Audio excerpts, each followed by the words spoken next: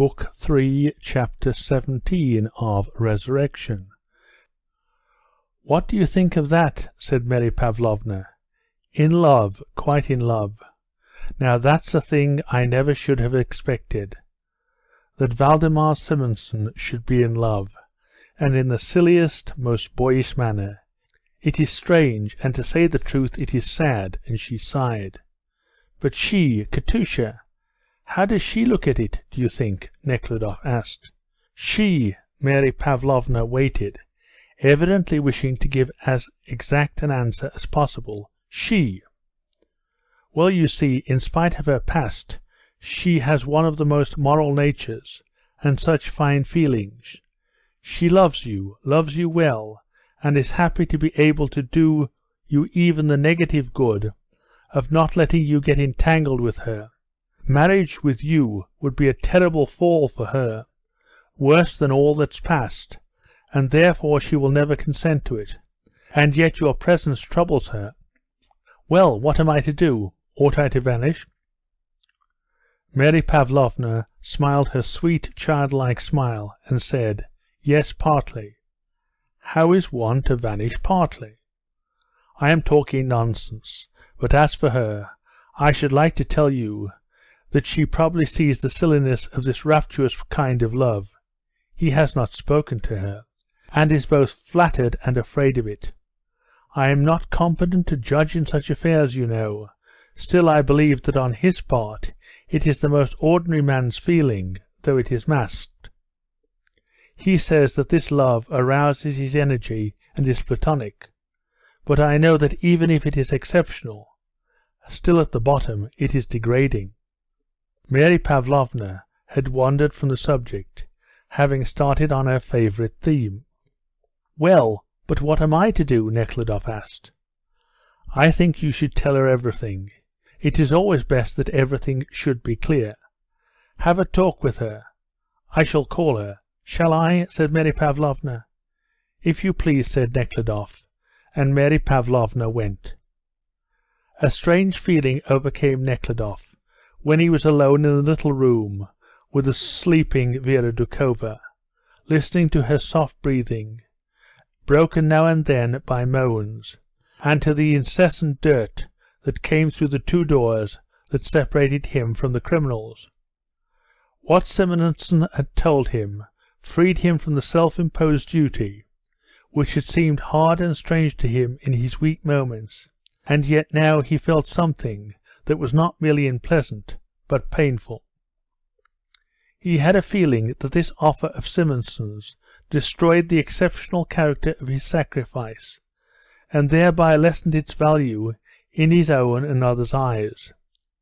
If so good a man, who was not bound to her by any kind of tie, wanted to join his fate to hers, then this sacrifice was not so great. There may also have been an admixture of ordinary jealousy. He had got so used to her love that he did not like to admit that she loved another. Then it also upset the plans he had formed of living near her while she was doing her term. If she married Simonson, his presence would be unnecessary, and he would have to form new plans. Before he had time to analyze his feelings, the loud din of the prisoners' voices came in with a rush. Something special was going on among them today, as the door opened to let Katusha in. She stepped briskly close up to him and said, "Mary Pavlovna has sent me." "Yes." "I must have a talk with you. Sit down. Valdemar Simonson has been speaking to me." She sat down and folded her arms in her lap and seemed quite calm, but hardly had Nekhludoff uttered Simonson's name when she flushed crimson. "What did he say?" she asked. "He told me he wanted to marry you." Her face suddenly puckered up with pain, but she said nothing and only cast down her eyes. "He is asking for my consent or my advice. I told him that it all depends entirely on you, that you must decide." "Ah, what does it all mean? Why?" she muttered, and looked in his eyes with that peculiar squint that always strangely affected Nekhludoff. They sat silent for a few minutes, looking into each other's eyes, and this look told much to both of them. "You must decide," Nekhludoff repeated. "What am I to decide? Everything has long been decided." "No, you must decide whether you will accept Mr. Simonson's offer," said Nekhludoff. "What sort of a wife can I be? I, a convict? Why should I ruin Mr. Simonson too?" she said with a frown.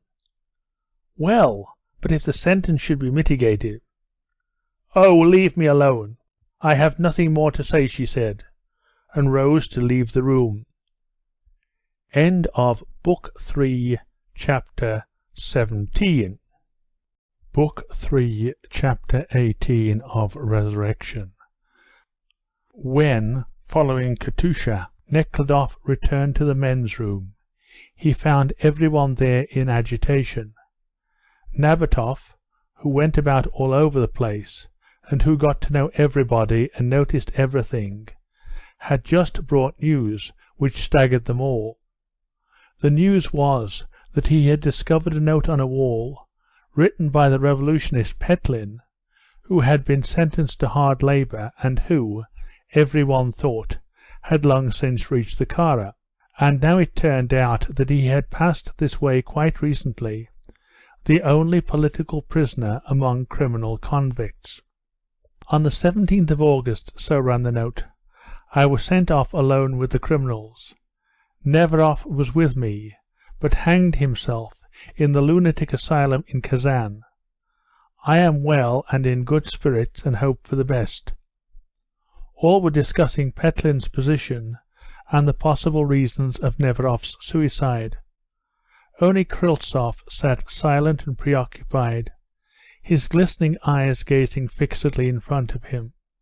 My husband told me that Neveroff had a vision while still in the Petropavlovsky prison, said Rintseva. Yes, he was a poet, a dreamer. This sort of people cannot stand solitary confinement, said Novodvorov. Now, I never give my imagination vent when in solitary confinement, but arranged my days most systematically, and in this way always bore it very well. What is there unbearable about it? Why, I used to be glad when they locked me up, said Nabatoff cheerfully, wishing to dispel the general depression. A fellow is afraid of everything, of being arrested himself and entangling others, and of spoiling the whole business, and then he gets locked up, and all responsibility is at an end, and he can rest, he can just sit and smoke. You know him well? Asked Mary Pavlovna, glancing anxiously at the altered, haggard expression of Kryltsov's face. Neveroff, a dreamer, Kryltsov suddenly began, panting for breath, as if he had been shouting or singing for a long time. Neveroff was a man such as the earth bears few of, as our doorkeeper used to express it. Yes, he had a nature like crystal. You could see him right through. He could not lie, he could not dissemble. Not simply thin-skinned, but with all his nerves laid bare, as if he were flayed. Yes, his was a complicated, rich nature, not such a... But where is the use of talking, he added, with a vicious frown. Shall we first educate the people, and then change the forms of life, or first change the forms, and then struggle, using peaceful propaganda or terrorism? So we go on disputing while they kill. They do not dispute, they know their business.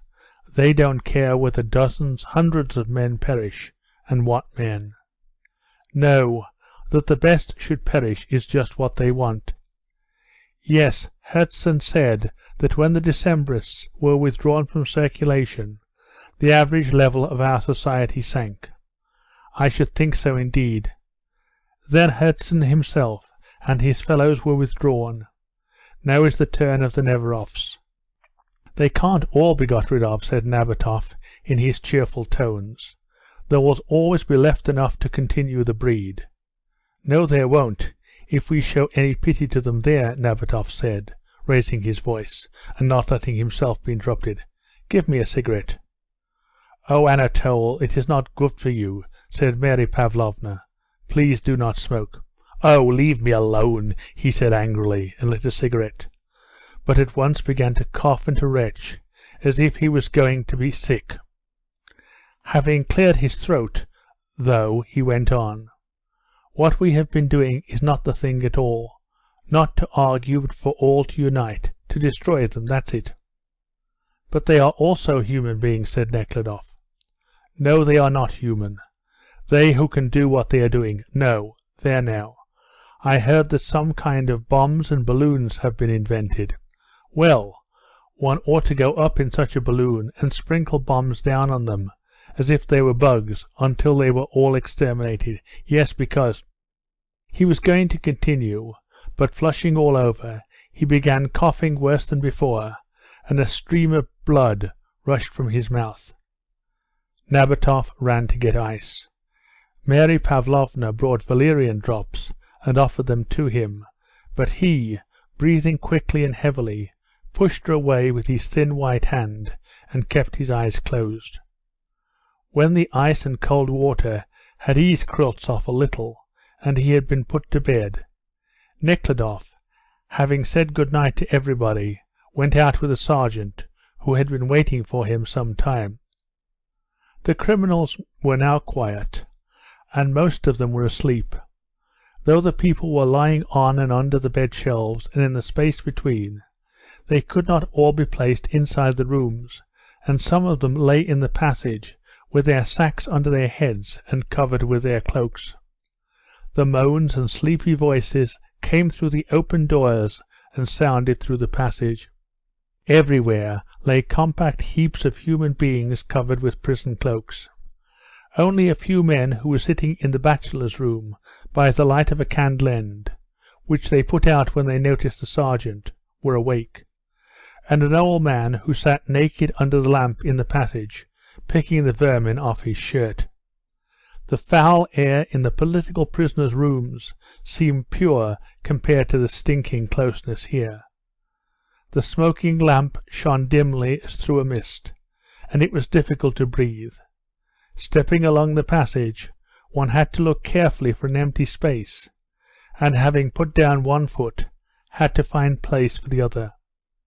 3 persons, who had evidently found no room even in the passage, lay in the ante-room, close to the stinking and leaking tub.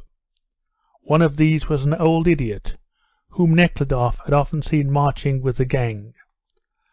Another was a boy about 12. He lay between the other 2 convicts, with his head on the leg of one of them.